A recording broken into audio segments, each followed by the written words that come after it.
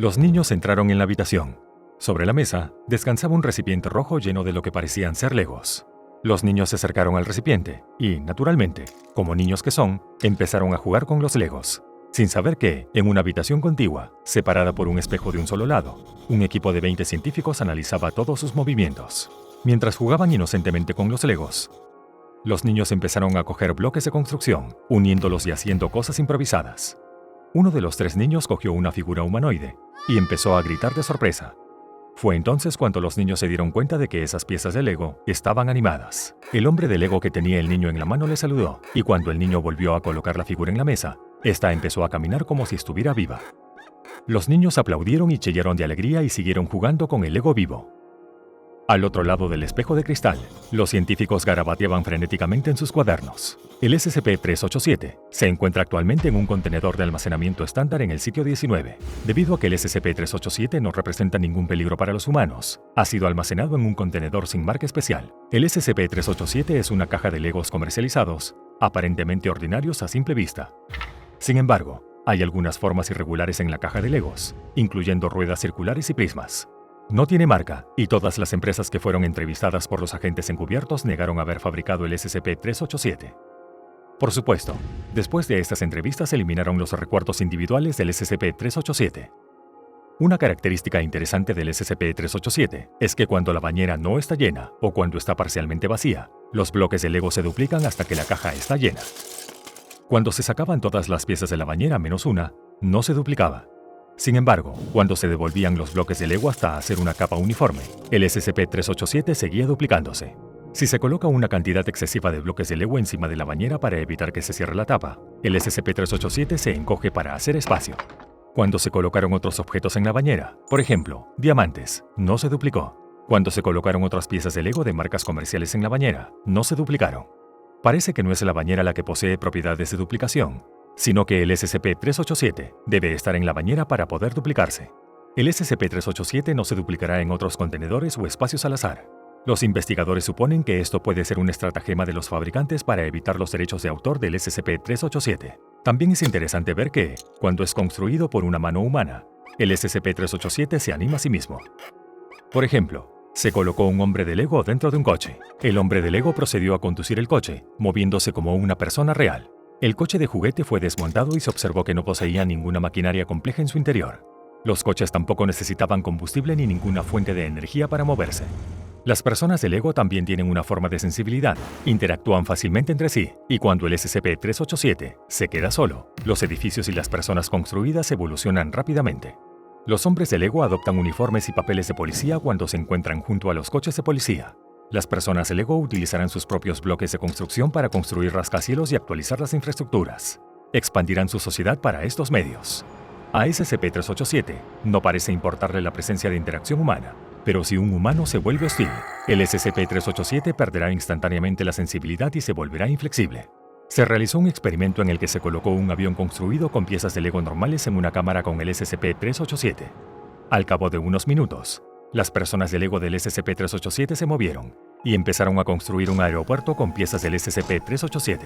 Un tanque de gasolina se acercó al avión y pareció llenarlo de combustible, aunque se había observado que los vehículos de SCP-387 no necesitan combustible, y el avión procedió a despegar y volar por los aires, dando vueltas alrededor de la habitación. Después se formaron más aviones, cada uno de diferente marca y diseño. Todo esto tuvo lugar en 3 horas. El SCP-387 parece así capaz de interactuar y evolucionar con las piezas normales de Lego. A juzgar por esto, diría que las construcciones de SCP-387 tienen algún tipo de comprensión del entorno circundante y son capaces de convertir el Lego existente en 387, dice el jefe científico Dr. Arch. El SCP-387 fue encontrado por primera vez en febrero de 2004 por un agente de la Fundación SCP. El agente volvía a casa tras un largo viaje en tren. Se dirigió a su asiento que estaba vacío. Fue al baño y al volver encontró el 387 descansando en el asiento de al lado.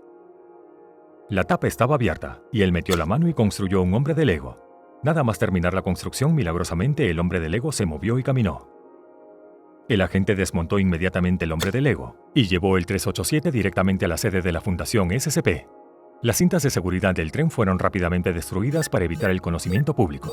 El Dr. Arch aconseja que el SCP-387 no se administra a niños menores de 10 años. especialmente si dichos niños están influenciados por los dibujos animados y los programas de televisión. Esto se debe a un experimento realizado en marzo de 2015 en el que 2 niños, de 5 y 8 años, fueron colocados en la habitación con el SCP-387. Se les dio instrucciones para que dejaran volar su imaginación, y los niños procedieron a jugar con el SCP-307.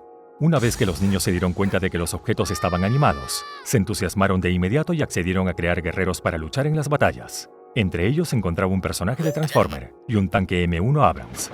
Una vez construidos estos objetos, los niños fueron retirados inmediatamente de la sala. En ese momento, el Transformer y el tanque M1 Abrams se atacaron mutuamente, destruyéndose en el proceso. Se ha observado que estos objetos no disparan ni atacan cuando están en presencia de humanos. Parece que la relación del SCP-387 con los humanos es positiva. En otro experimento, se utilizó un brazo robótico para construir un coche. El coche no se animó. Cuando una mano humana construyó el coche, este se movió. Cuando se utilizó la mano muerta de un agente fallecido para construir un coche, este no se animó. Cuando la mano muerta se calentó y se utilizó para construir un coche, el coche siguió sin animarse. El Dr. Arch ha llegado a la conclusión de que el SCP-387 parece responder solo a un pulso o a alguna señal de vida humana. También recomendó que se permitiera al personal jugar con el SCP-387, ya que se ha informado de que una vez que una persona ha jugado con el SCP-387, la moral y la actitud han subido un 87%. Así pues, se permitió a los miembros del personal disponer de tiempo libre para interactuar con el SCP-387, pero con supervisión. Sin embargo, este permiso fue revocado después del incidente 34AB2. 2 miembros del personal entraron en la sala para su periodo con el SCP-387. Sin que los científicos principales lo supieran, uno de los miembros del personal había traído sus megabloques, una copia común de Lego. Los 2 miembros del personal procedieron a construir una pequeña comunidad con el SCP-387 y salieron de la sala, dejando las figuras de megabloques con el SCP-387. Las imágenes de las cámaras de seguridad muestran lo que ocurrió después de que todos los humanos abandonaran la sala.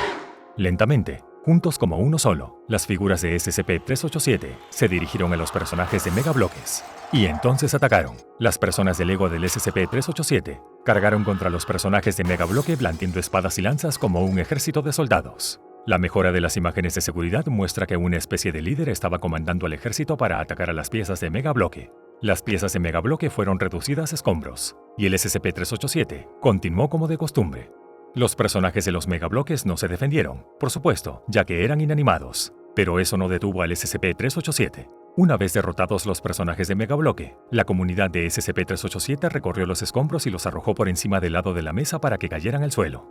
Cuando los 2 miembros del personal regresaron del trabajo para jugar de nuevo con SCP-387 y los personajes de megabloques, se sorprendieron al ver que sus piezas de megabloques habían desaparecido. El SCP-387 no se comportó de forma diferente después del incidente, actuando como si no hubiera pasado nada. Si no fuera por las grabaciones de las cámaras de seguridad, los científicos no serían conscientes de la inusual prueba que tuvo lugar en relación con las piezas de megabloque. En cuanto a la razón del comportamiento poco ortodoxo del SCP-387, el Dr. Arch predice que puede tener algo que ver con que el SCP-387 esté celoso de los megabloques. Está claro que el SCP-387 tiene una buena relación con los humanos, por lo que puede sentir celos de cualquier otro personaje de tipo Lego que pueda suponer una amenaza para su buena relación con los humanos. No obstante, el tiempo libre con el SCP-387 se ha limitado al personal, y solo unos pocos elegidos con una dura supervisión pueden interactuar con el SCP-387. Las extrañas capacidades de duplicación del SCP-387 también han hecho que se desarrollen varias teorías entre los miembros del personal. Muchas teorías dicen que el SCP-387 roba estas piezas extra de Lego de otros sets de Lego de todo el mundo, y por eso los niños parecen perder siempre piezas de Lego en sus juegos. Algunos creen que estas piezas de Lego han sido extraídas de universos alternativos, mientras que otros sugieren que el SCP-387 es capaz de alterar el aire y transformar el simple nitrógeno en carbono. Sin embargo, estas teorías no son sólidas, y su falta de pruebas indica que solo deben tomarse a la ligera. Gracias por vernos. ¿Te ha gustado conocer el SCP-387? ¿Qué construirías si tuvieras el SCP-387 para ti solo? Comenta a continuación. Asegúrate también de darle me gusta, suscribirte y pulsar la campana de notificación. No querrás perderte ninguno de estos increíbles casos de SCP.